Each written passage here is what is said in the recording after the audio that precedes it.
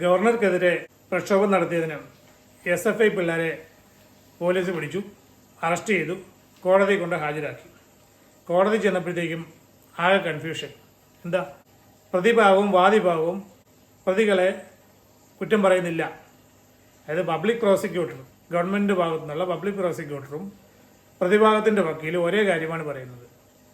അവർ ശാന്തമായി പ്രകടനം നടത്തിയെന്നേ ഉള്ളൂ. ഗവർണറെ ഉപദ്രവിക്കാനായിട്ട് അവർക്ക് പ്ലാനൊന്നും ഇല്ലായിരുന്നു. അപ്പം ചെറിയ കുറ്റങ്ങളൊക്കെ അവർ ചെയ്തിട്ടുള്ളൂ. ഇതല്ലേ നടന്നിരിക്കുന്നത്. ഇപ്പം ആകെ ജഡ്ജിക്കാകെ കൺഫ്യൂഷനായി. പിന്നെ ഈ SFI പിള്ളേരുടെ കാര്യം, SFI അറിയാവുന്നവർക്കൊക്കെ അവരെന്ത് ചെയ്യും, എവിടം വരെ പോകുമെന്നൊക്കെ അറിയാം. പണ്ടത്തെ പോലീസ് സമരമൊക്കെ ആരെങ്കിലുമൊക്കെ ഓർക്കുന്നുണ്ടായിരിക്കുമല്ലോ. അവരുമാതിരി കാക്കക്കൂട്ടി കല്ലെറിഞ്ഞ പോലെയാണ്.